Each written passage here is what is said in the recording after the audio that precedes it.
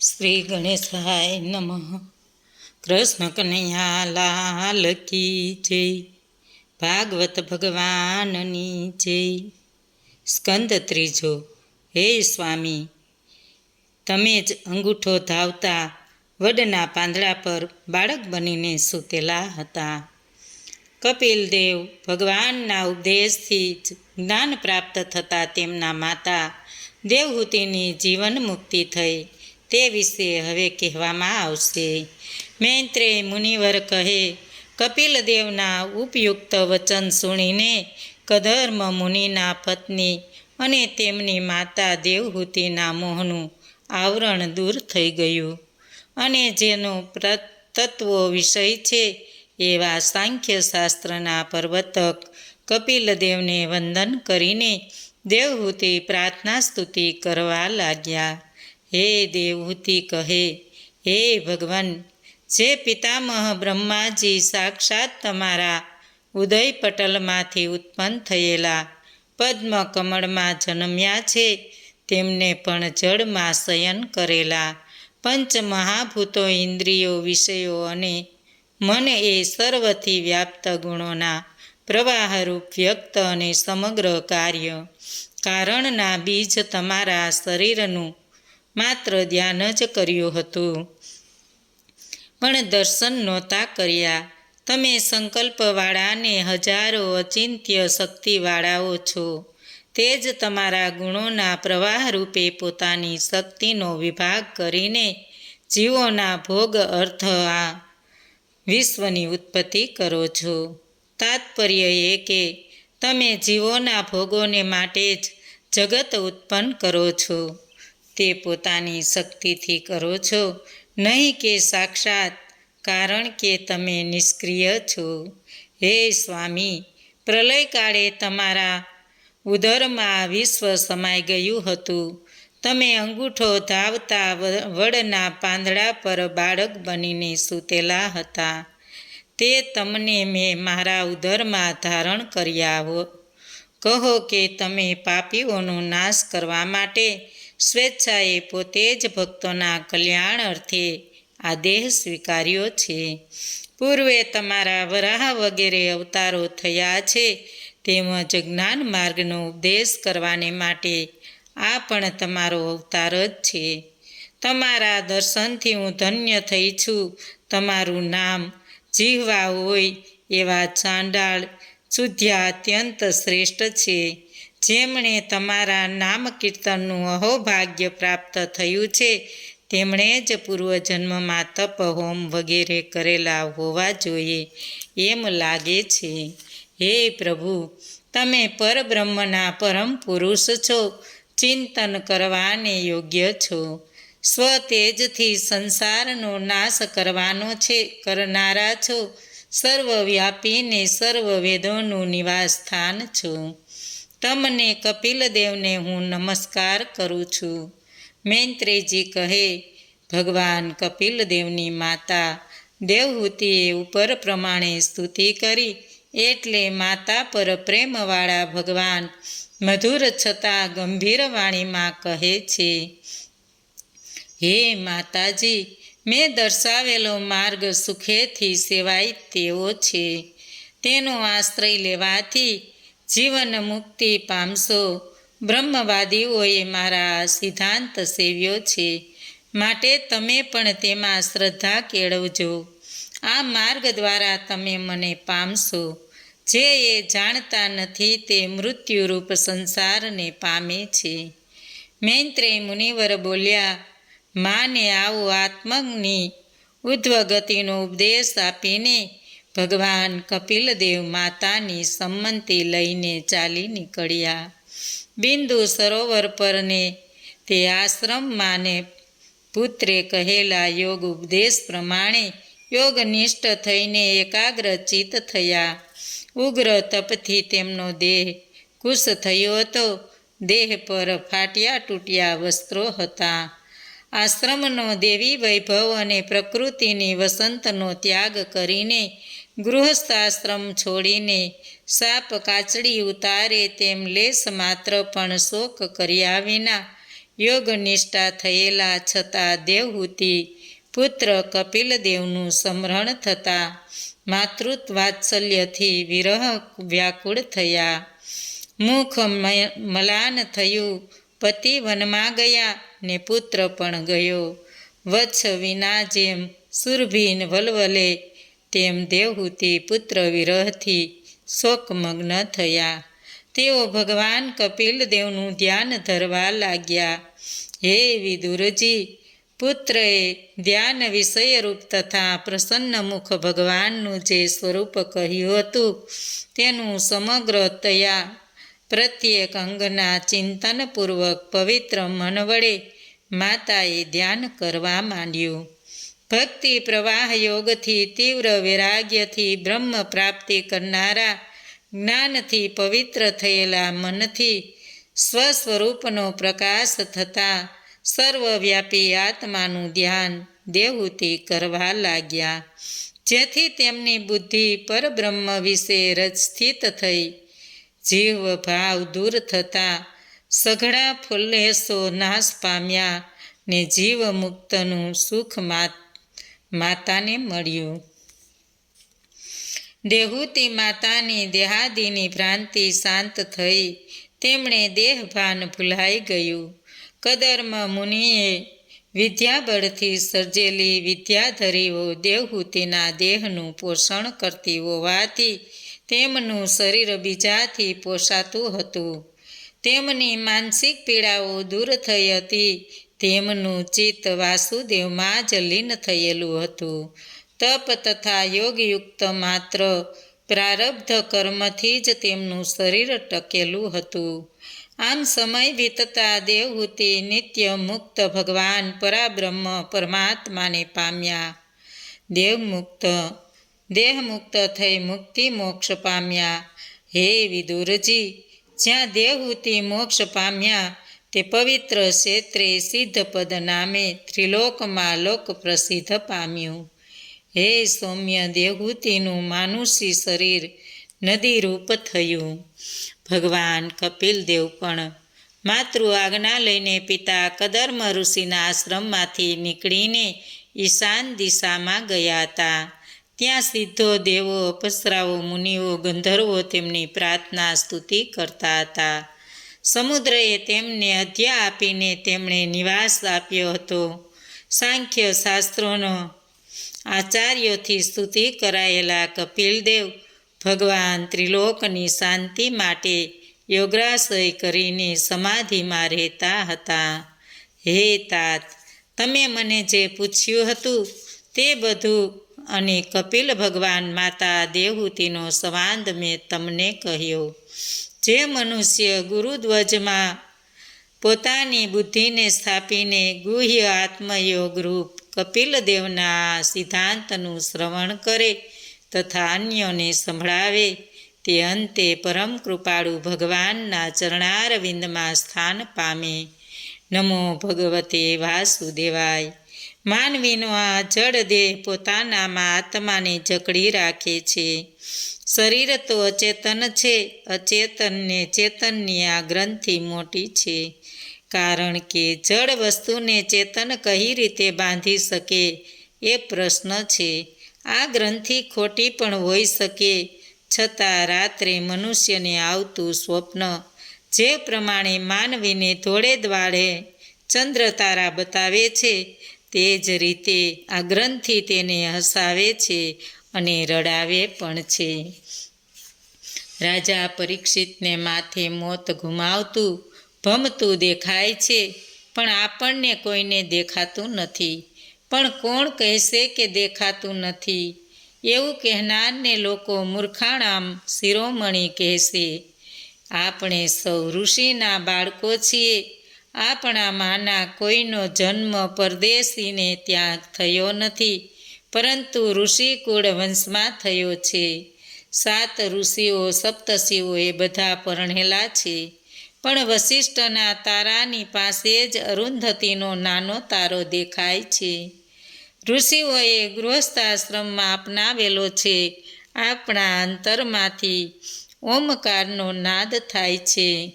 યોગીઓ નાદ બ્રહ્મમાં લીન થઈને ભગવાનના દર્શન કરે છે. નાદ બ્રહ્મની ઉપાસનાથી વિશ્વ સાથેનો સંબંધ તૂટે છે ને પરમેશ્વર સાથે સંબંધ બંધાય છે. આપણું મન બહિર્મુખ હોય એ સાંભળે છે. તમે કાનમાં આંગળા ખોસી દેશો તો પણ તમને એ સંભળાશે. અકાર મકાર ઉકારનો આ ધ્વનિ હંમેશા ચાલ્યા કરે છે. એ ધ્વનિને સાંભળવાના પ્રયાસો કરજો. એટલા માટે તો સંત પુરુષો મહાત્માઓ એકાંત પસંદ કરે છે અને એકાંતમાં જ કથા કીર્તન કરે છે. જડ શરીરનો આ ધ્વનિ છે. જડ દ્રષ્ટિથી જોતા જડ શરીર ચેતન આત્માને પકડી રાખે છે, જકડી રાખે છે એમ કહેવું યોગ્ય નથી. ચેતન આત્માને જડ દેહ જકડી રાખી શકે તેમ નથી. દેહ ને આત્મા બંને જુદા છે, નોખા નોખા છે.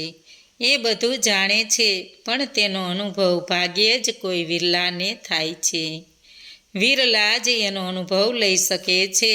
સુખદેવજી હવે પરીક્ષિત સમક્ષ વિદુર કથા કહે છે. રાજા પૂછે, હે વિભુશ્રેષ્ઠ, મૈત્રેય મુનિવર અને વિદુરજીનો પરસ્પરનો ભેટો ક્યાં થયો અને તે બંને વચ્ચે શી ચર્ચા થઈ તેનું શ્રવણ કરવાની મારી ઈચ્છા છે, તો કૃપા કરીને તે મને કહો. સુખદેવજી કહે, હે રાજન પરીક્ષિત, ધૃતરાષ્ટ્ર રાજાએ પોતાના પુત્ર દુર્યોધનને આખું રાજ્ય મળે એ માટે મનમાં નિશ્ચય કરીને રાજવ્યૂહ ઘડ્યો. પાંડવોનું કાસળ કાઢવાના ઉદ્દેશથી લાક્ષાગૃહમાં બાળી નાખવાની અતિ નિંદાજનક પ્રવૃત્તિ કરવી અને પછી પાંડવોને જૂઠે રમાડવા અને કૂટનીતિથી હરાવવા. ધૃતરાષ્ટ્રએ ઘડેલા વ્યૂહ પ્રમાણે દુર્યોધને પાંડવોનું કાછળ કાઢવાને બાળી નાખવાની દુષ્ટ પ્રવૃત્તિ કરી. ઈશ્વર કૃપાથી પાંડવો બચી ગયા. પછી દુર્યોધને શકુની મામાની સલાહ પ્રમાણે જુગઠું રમાડીને પાંડવોને હરાવ્યા. જુગઠામાં પાંડવો સર્વ કંઈ ગુમાવી બેઠા અને સતી દ્રૌપદીને પણ હારી બેઠા. પરિણામે દુર્યોધનની ભરિસભામાં સતી દ્રૌપદીને નિર્વસ્ત્ર કરવા માટે દુશાસને તેના વસ્ત્રો ઉતારવા માંડતા. સતીએ કલ્પાંત કરતાં કરતાં ભીષ્મ પિતામહથી લઈને તમામ ગુરુજનો વડીલોને કટુ વેણો કહ્યા. તે બધા જ ચૂપ રહ્યા. અંતે દ્રૌપદીએ શ્રી કૃષ્ણ પરમાત્માને વહારે આવવાની પ્રાર્થના કરી. ભગવાને તેને 999 શિર પૂર્યા. દુર્યોધન હાર્યો, પણ જુગઠુની હારમાં થયેલી શરતનું પાલન કરવાને માટે પાંડવો 14 વર્ષ વનમાં ગયા. એ વનવાસનો સમય પૂરો થતાં પાંડવો વનવાસ ભોગવીને દારૂણ દુઃખો વેઠીને પાછા આવ્યા અને શરત પ્રમાણે પાંડવોએ પોતાના ભાગનો રાજ્યભાગ માગ્યો. પણ દુર્યોધનની ચડામણીથી ધૃતરાષ્ટ્રએ રાજ્ય પાછું ન આપ્યું. અંતે કૌરવો પાંડવો વચ્ચે લડાઈ ટાળવાને માટે શ્રી કૃષ્ણ ભગવાન સ્વયં વિષ્ટિકાર થયા હતા અને બંને પક્ષો વચ્ચે સંધિ સુલેહ કરવા માટે રાજા ધૃતરાષ્ટ્રને મળવા ગયા. એ વખતે પણ શ્રી કૃષ્ણને દુર્યોધને જરા પણ મચક આપી નહોતી. ઘણી ચર્ચાને અંતે શ્રી કૃષ્ણ પાંડવોનો હકના 5 ગામો આપવાની મૂકેલી દરખાસ્ત પણ દુર્યોધને ઠુકરાવી હતી. જેનું પુણ્ય પરવારી ચૂક્યું હોય છે તેને સામાની સાચી સલાહ પણ ઊંધી લાગે છે. તેઓ પોતાને હાથે જ પોતાની ઘોર ખોદે છે. શ્રી કૃષ્ણ ભગવાન હસ્તિનાપુર આવ્યા. ધૃતરાષ્ટ્ર અને દુર્યોધને 1 મહિના સુધી શ્રી કૃષ્ણના સ્વાગતની પૂર્વ તૈયારીઓ કરી હતી. શ્રી કૃષ્ણ ભગવાન હસ્તિનાપુર પધાર્યા છે. ભગવાન રાજા ધૃતરાષ્ટ્ર અને દુર્યોધનને ઘણું સમજાવે છે કે હું દ્વારિકાના રાજા તરીકે અહીં આવ્યો નથી, પરંતુ પાંડવોના વિષ્ટકાર તરીકે આવ્યો છું. પણ દુષ્ટ દુર્યોધને શ્રી કૃષ્ણનું ભારે અપમાન કર્યું. કહ્યું કે, હે કૃષ્ણ, આમ ભીખ માગવાથી કંઈ રાજ્ય મળતું નથી. સોયની અણી મૂકવા જેટલી જમીન પણ હું યુદ્ધ કર્યા વિના હું આપવાનો નથી. ભગવાન શ્રી કૃષ્ણ નિષ્ફળ ગયા. વિષ્ટિકાર શ્રી કૃષ્ણની વિષ્ટિ વ્યર્થ નીવડી. ધૃતરાષ્ટ્રએ કહ્યું, હે કૃષ્ણ, તમે બંને ભાઈઓના ઝઘડામાં નહીં પડો. તમે આરામ કરો, ભોજન કરો. 56 ભોગ તમારા માટે તૈયાર છે. શ્રી કૃષ્ણ કહે, ના. 56 ભોગની ભોજન સામગ્રીઓ શ્રી કૃષ્ણ ભગવાન માટે તૈયાર કરાવવામાં આવી હતી. છતાંય ભગવાને જમવાની ઘસીને ના પાડી દીધી. બીજા રાજાઓ આમંત્રણ આપે છે, પ્રભુ અમારે ત્યાં પધારો. બ્રાહ્મણો કહે, અમારે ત્યાં પધારો. શ્રી કૃષ્ણ કહે, ના. દ્રોણાચાર્ય કહે, તમે બધાને ના પાડો છો, પણ કોઈને ત્યાં તો જમવું પડશે ને. ભગવાન બોલ્યા, આજે તો ગંગા કિનારે મારા એક ભક્તને ત્યાં જમવાનો છું. દ્રોણાચાર્ય સમજી ગયા કે અમે વેદ શાસ્ત્ર સંપન્ન બ્રાહ્મણો રહી ગયા. તો આ તરફ વિદુરજી વિચારે છે, હું હજી લાયક થયો નથી. જરૂર મારા તપમાં ઉણપ રહી છે. સુલભા આજે સેવા કરતા ભગવાનને વિનવણી કરે છે. કનૈયા લાલા, મેં તારે માટે સર્વસ્વનો ત્યાગ કર્યો. તું મારે ત્યાં શું નહીં આવે? ઓહ, ગોપીઓ કહેતી હતી તે સાચું છે. જે કનૈયા લાલ પાછળ પડે તેને રડાવે છે. શ્રી કૃષ્ણ ભગવાનને કીર્તન ભક્તિ અત્યંત વહાલી છે. સૂરદાસજી ભજન કરે ત્યારે કનૈયો આવીને તંબુરો આપે છે. સૂરદાસ સુરીલા કંઠે કીર્તન કરે અને લાલો સાંભળે છે. ભગવાન કહે, હું ન તો વૈકુંઠમાં રહું છું કે ન તો યોગીઓના હૃદયમાં રહું છું. જ્યાં મારા પ્રિય ભક્તો પ્રેમ વિહળ થઈને મારું કીર્તન કરે છે ત્યાં હું તો રહું છું. વિદુરજી સુલભા કુટીર બંધ કરીને શ્રી કૃષ્ણ ભગવાનના નામનું કીર્તન કરે છે. પણ તેમને તો ક્યાં ખબર હતી કે જેમનું તે કીર્તન કરે છે તે જ પ્રભુ તેમને આંગણે આવીને ઊભા છે. જ્યારે માનવીનું જીવન પવિત્ર બનશે તો ભગવાન તખ્તક્ષણ વગર આમંત્રણે તેમને દ્વારે આવીને ઊભા રહેશે. આજે ભગવાન વિદુરજીને ત્યાં વિના આમંત્રણે પધાર્યા છે. જે ભગવાનને માટે જીવે તેને ત્યારે પરમાત્મા વિના આમંત્રણે આવવાની કૃપા કરે છે. માટે તમે એવું કીર્તન કરો કે ભગવાન સ્વયં આવીને તમારી ઝૂંપડીના દ્વાર ખખડાવે. પ્રભુએ વિદુરજીની કુટીરનો દરવાજો ખખડાવ્યો. ભગવાન કહે, કાકા, હું આવ્યો છું. સુલભા વિદુરજીએ બારણું ઉઘાડતા વેત ચતુર્ભુજ નારાયણના દર્શન થયા. બંને પતિ પત્ની હર્ષવેશમાં આવી ગયા. આંખોમાંથી અશ્રુધારા વહેવા લાગી. પણ આવેશમાં આવેલ વિદુરજીએ કે સુલભાએ ભગવાનને આસન સુદ્ધા આપ્યું નહીં. બંને શાનભાન ભૂલી ગયા. ભગવાનને સાષ્ટાંગ દંડવત પ્રણામ કર્યા. પ્રભુએ દર્ભનું આસન લીધું. ભક્ત વિદુરજીએ 2 હાથ પકડીને સામે બેસાડ્યા. ઈશ્વર જેને આપે છે તેનું માન ટકે છે. શ્રી ભગવાન બોલ્યા, હું ભૂખ્યો છું, મને કંઈક ખાવાનું આપો. ભક્તિ નિષ્કામ ભગવાનને સકામ બનાવે છે. ભક્તિમાં એવી પ્રબળ શક્તિ છે. ભગવાનને તો કદી ભૂખ લાગતી જ નથી, પણ ભક્તને માટે ભગવાન ખાવાની ઈચ્છા કરે છે. શ્રી કૃષ્ણ ભગવાન આજે માગીને ખાય છે. વિદુરજી પૂછે, પ્રભુ, તમે દુર્યોધનને ત્યાં જમ્યા નથી શું? શ્રી કૃષ્ણ કહે, વિદુર કાકા, તમે જેના ઘરનું ખાવ તેના ઘરનું હું ખાતો નથી. ભગવાનને ભૂખ લાગતી નથી એ ઉપનિષદનો સિદ્ધાંત છે. જીવરૂપ પંખી વિષરૂપી ફળ ખાય છે, તેથી તે દુઃખી છે.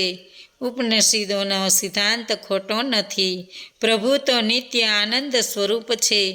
ભાગવતનો સિદ્ધાંત પણ સાચો છે. પરમાત્મા તો સદા સર્વદા તૃપ્ત રહે છે. પ્રભુ પ્રેમના ભૂખ્યા છે. તેથી તો પ્રેમ જ્ઞાન કરતાંય શ્રેષ્ઠ છે. પ્રેમમાં એવી શક્તિ છે કે તે જડને પણ ચેતન બનાવે છે. નિષ્કામને સકામ બન્યો છે. નિરાકારને સાકાર બનાવે છે. વસ્તુનું પરિવર્તન કરવાની શક્તિ જ્ઞાનમાં નથી, પરંતુ પ્રેમમાં વસ્તુનું પરિવર્તન કરવાની શક્તિ છે. વિદુરજી સુલભા બંને ઊંડા વિચારમાં પડી ગયા. આંગણે પધારેલા ભગવાનનું સ્વાગત શ્રી રીતે કરવું. તેઓ બંને તપસ્વી હતા. કેવળ ભાજી ખાઈ જીવન ટકાવતા હતા. વિદુરજી સુલભાને મનમાં ઘણો સંકોચ થાય છે. પ્રભુને તે વળી ભાજી ખવડાવાય? હું મારી ભાજી ભગવાનને કેમ અર્પણ કરું? બંનેના મનની મૂંઝવણ ભગવાન પામી ગયા. દ્વારિકાના નાથ દર્ભાસન પરથી ઉઠ્યા અને ભાજીની તપેલી ચૂલા ઉપરથી ઉતારીને ખૂબ પ્રેમપૂર્વક આરોગી. વસ્તુમાં મીઠાશ નથી, પણ પ્રેમમાં મીઠાશ છે. શત્રુ મીઠાઈ આપે તો પણ તે ઝેર જેવી જ લાગે છે. ભગવાને વિદુરજી સુલભાના ઘરની ભાજી ઘણા પ્રેમથી ખાધી. ભાજી ખાઈને સંતોષનો ઉદ્ગાર ખાધો. તેથી તો લોકો આજે પણ ગાય છે, સબસે ઊંચી પ્રેમ સગાઈ. ભોજન કરવામાં પાપ નથી, પરંતુ ભોજનના સ્વાદમાં ડૂબી જવું એ પાપ છે. ભોજનના સ્વાદને વંશ થવાથી, લીન થવાથી પ્રભુ ભજન બરાબર થતું નથી. ભજનમાં અવરોધ કરે છે ભરપેટ ભોજન અને ચટાકેદાર સ્વાદિષ્ટ ભોજન માટે. ભોજનના સ્વાદમાં ડૂબી નહીં જાઓ. ભોજનમાં ગળાડૂબ રહેવું એ પાપ છે. ભગવાન તો ભાવનાના ભૂખ્યા છે. તે તો ભૂખ્યાને ખવડાવે છે. ભગવાન ભક્તની ભાવનાને જટ પારખી લે છે. ભગવાન શ્રી કૃષ્ણ ફરી પાંડવો પાસે આવ્યા છે. શ્રી કૃષ્ણની વાતનું શ્રવણ કરીને વિદુરજી ધૃતરાષ્ટ્ર પાસે જાય છે. તેમણે વિચાર્યું, ધૃતરાષ્ટ્ર મારો ભાઈ છે, લાવ તેને એકવાર સમજાવી તો જોઉં. વિદુરજી ધૃતરાષ્ટ્ર પાસે આવ્યા છે. વિદુરજી એકાંતમાં ધૃતરાષ્ટ્રને મળ્યા. વિદુરજી કહે, હે મોટા ભાઈ, યુધિષ્ઠિરને તેનો રાજ્ય ભાગ આપવો એ સર્વ રીતે ન્યાય ને સુસંગત બાબત છે. છતાં તમે શ્રી કૃષ્ણની સલાહને ઠુકરાવી છે. શ્રી કૃષ્ણ ન્યાયની વાત કરે છે, તમે જાણો સમજો છો. છતાં પણ તમારા પુત્ર દુર્યોધનના પ્રભાવમાં આવી જઈને, સ્વાર્થ વંશ થઈને તમે સાચા ખોટાનું ભાન ગુમાવી દીધું છે. તમે જાણો છો કે દુર્યોધન શ્રી કૃષ્ણનો વિરોધ કરે છે, કારણ કે તે તેમનો વિરોધી છે. તે જાણીને જોઈને શ્રી કૃષ્ણ દેશ કરે છે.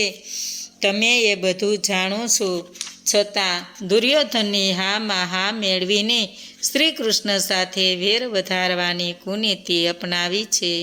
મોટા ભાઈ, તમારે આવા અપસુકન્યાળમાં અમંગળ પુત્રના વેણની ઉપેક્ષા કરો અને તેને ખપતો પડતો મૂકો. પુત્ર કુળનો ઉદ્ધાર કરે અને કુળનો નાશ પણ કરે. એવો પુત્ર પૂ નામના નરકમાંથી પિતાને ઉગારે નહીં, પણ નરકમાં નાખે. બોલો કૃષ્ણ કનૈયા લાલ કી જય. પૂર્ણ પુરુષોત્તમ ભગવાનની જય. ભાગવત ભગવાનની જય. આજનું ભાવપુષ્પ શ્રી કૃષ્ણ અર્પણ.